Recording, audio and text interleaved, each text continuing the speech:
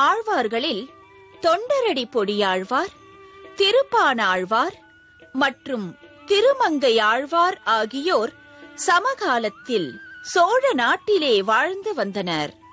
திருவரங்கன் தொண்டரடி பொடியாழ்வாருக்கும் திருப்பானாழ்வாருக்கும் தன் திருவருளை காட்டி தன் திருக்கோவிலுக்கு வரவழைத்து தன்பால் ஆட்படுத்தி தன்னுள்ளே கலக்கச் செய்தான். ஆனால் திருக்குறையரூரில் அவதரித்த ஆலிநாடனை அவர் இருந்த இடம் தேடிச் சென்று தன் திருமணக் கோலத்தை காட்டி ஆட்கொண்டு ஆலிநாடனை ஆழ்வார் ஆக்கினான். ஆழ்வார்கள் தரிசனத்திலே ஆடல்மா குதிரை மீதமர்ந்து திவ்ய தேசங்கள் தோறும் சென்று திருமாலிசை பாடி மகிழ்ந்த திருமங்கை ஆழ்வாரை பெருமையுடன் தரிசிப்போம். வாருங்கள்.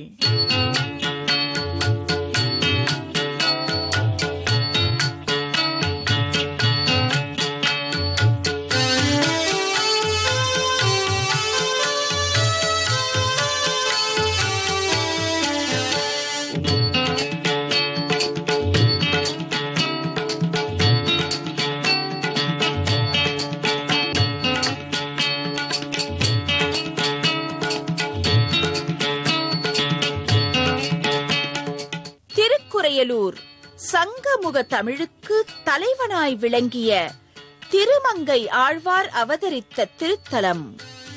திருக்குறையலூர், திருவாலி, திருநகரி, திருக்காவளம்பாடி ஆகிய திவ்ய திருத்தலங்களை உள்ளடக்கிய பகுதியே ஆலிநாடு.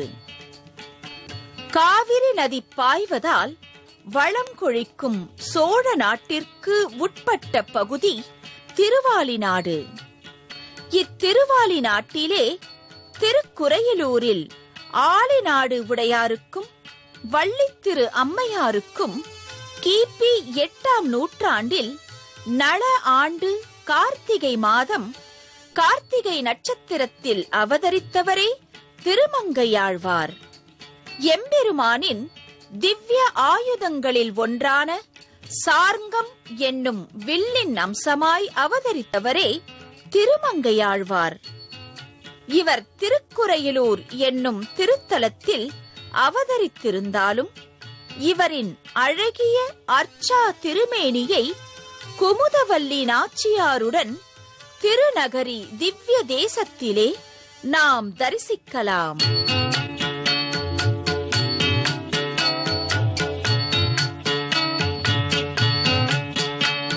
திருவரங்கனே வயலாளி மணவாளனாய் கோவில் கொண்டுள்ள திவ்ய தேசம் இது.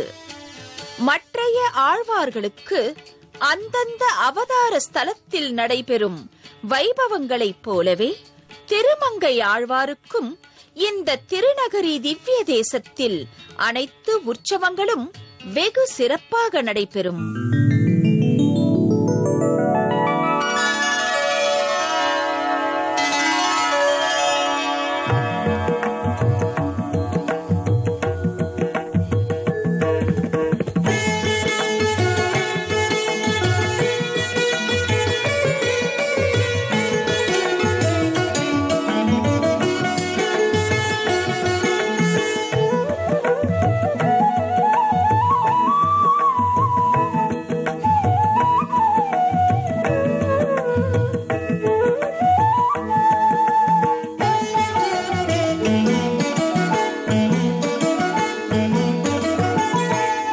திருநகரி என்றவுடன் நம் நினைவிற்கு வருவது பாண்டிய நாட்டு திவ்ய தேசத்திலே அமைந்துள்ள ஆழ்வார் திருநகரி.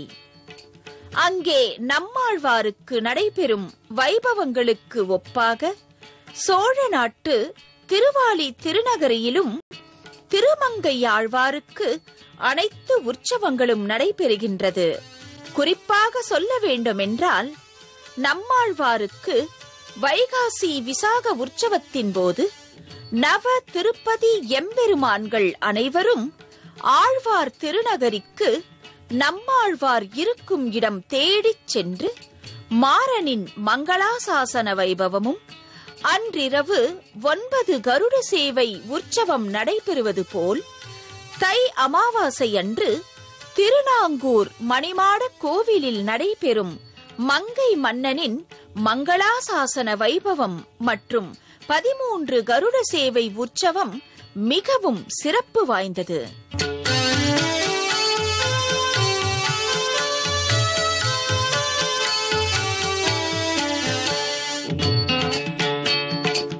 ஆழ்வார்கள் தரிசனத்திலே ஆளிநாடனின் அற்புத பெருமையை, வேதராஜபுரத்தில் நடந்த தெய்வீக திருவிளையாடலை, பரகால நாயகியின் பணுவல்களை விரிவாக அறிய உள்ளோம். அதற்கு முன்பாக திருநகரியிலே ஆழ்வாரின் அவதார உற்சவத்தை, கார்த்திகையில் கார்த்திகை நாள் உற்சவத்தை தொடர்ந்து காண்போம். ஆழ்வார்கள் தரிசனம் இடைவேளைக்கு பிறகு.